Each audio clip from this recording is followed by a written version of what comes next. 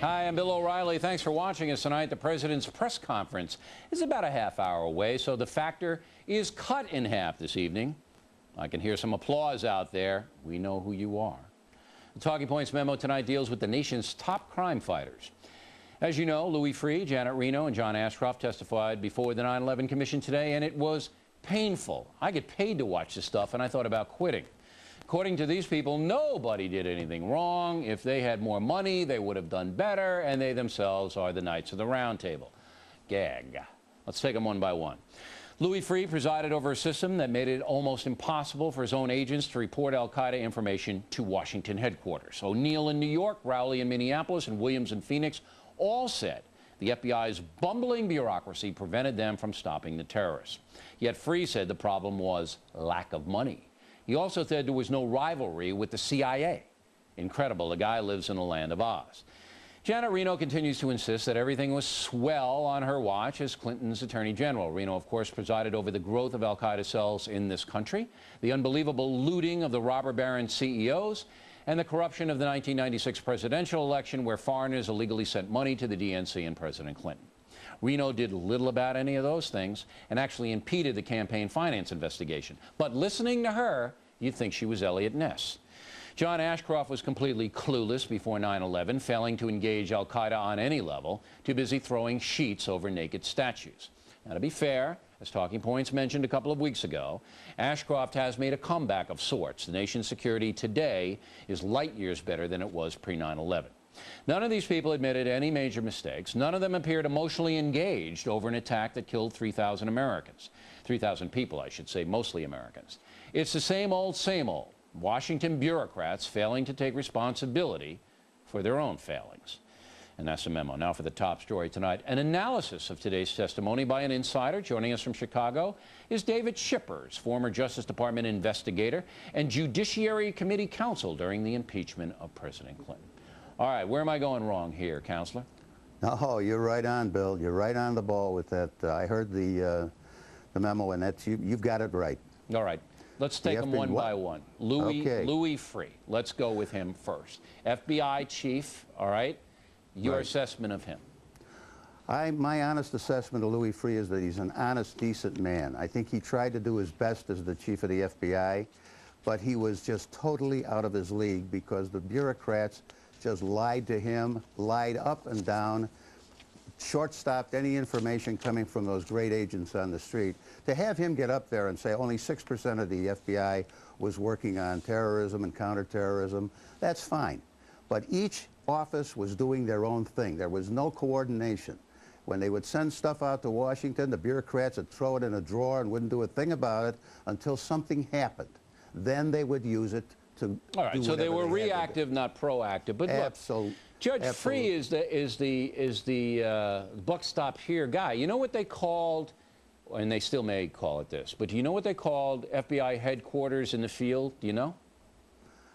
I don't think it's the same thing that I know. They call it, the FBI agents call headquarters in Washington hindquarters.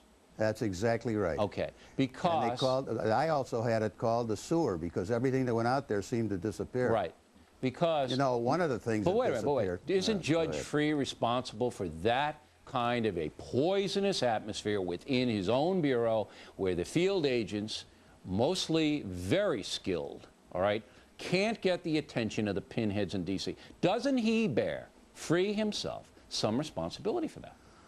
I would say he bears some responsibility, but it's minimal because of the fact that the people in whom he reposed trust and confidence to tell him what was going on were lying to him. All right. So the career bureaucrats, you say, undermine Freeh. I see. I want a more dynamic leader, but all right, we'll go with that. Now, Janet Reno. The last dynamic leader they had was J. Edgar Hoover. Okay, and he was kind of dynamic in the wrong way.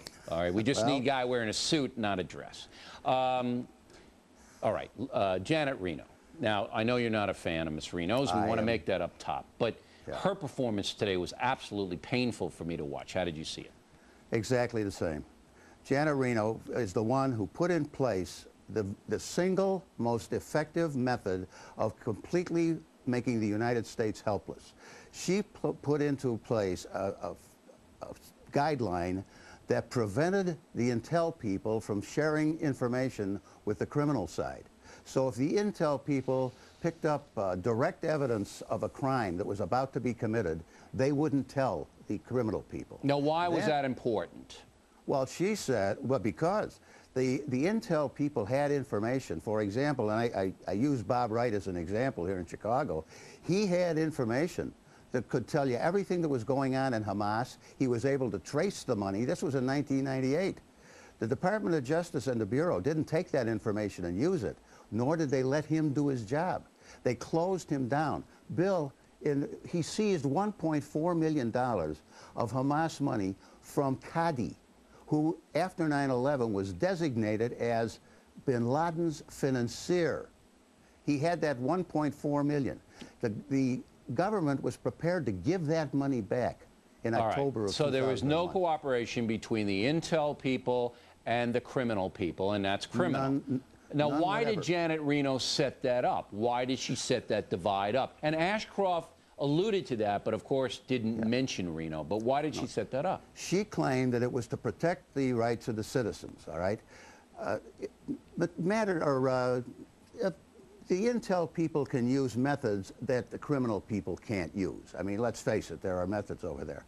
But once the information has been obtained, it could be turned over to the criminal division because they're not getting it from any illegal. So she didn't want the eavesdropping and things that the intel people do being used in criminal investigations. Right. She thought it might be thrown out. All right, fine. Right, but here's the intel people with information that might have had a lot Absolutely, sure. If we can pinpoint the financier of Al-Qaeda operating within the borders of the USA, it makes it a lot harder for Al-Qaeda to operate. Those people needed money. All right, let's get on to Ashcroft because you know, we only have about 2 minutes left. Okay, well, Ashcroft, go ahead. What'd you think of him? What'd you think of Ashcroft? Oh, look, when Ashcroft took office, I thought he was fine, okay? But I read today that he made, one of his spokesmen said that he had no idea that there was a possibility of any kind of an attack by terrorists inside the United States. Bill, I learned sometime in April or May of 2001 that there were plans being made for a massive attack in Lower Manhattan. I had no specifics, no direct knowledge of when, where, or how, but I did everything humanly possible to contact Ashcroft and his people. I had friends of his call him. You yourself did this? I did it personally, and you couldn't get through? Well, I got a call from one of his top guys, and I told him, I have this information. Please, don't just ignore it. At least talk to the people. They may have something that might help you. The guy said to me, I'll get back to you. This, you know, we don't usually start our investigations at the top. And I said, well, you better start them at the top. How did you get the information? I got it from a couple of sources that I have. Pretty good sources. From? The original plan was supposed to be a dirty bomb, but they weren't able to get one in the country. This is what I was a dirty bomb is a nuclear device. So you had it from sources. You got through to Ashcroft's office, to a high-ranking assistant of his. You told them your story. They said they'd get back, and they never did. That's exactly right. So what did you think when Ashcroft said today, I never heard anything about it? Well, I didn't tell him myself. I don't know if he did hear about it. But if he didn't hear about it, here we go with the bureaucracy again. Yeah. All these holdover, these career guys that are interested only in one thing, their pension. You bet. And kissing butt. Don't rock the boat. And kissing butt to keep their power. Yeah. Don't rock the boat and get out of get your pension, get a good job. I just feel sorry for all the people who had to die because of our inefficiency at the federal level. Mr. Schippers, always a pleasure. Thank you very much for your candor. We appreciate it.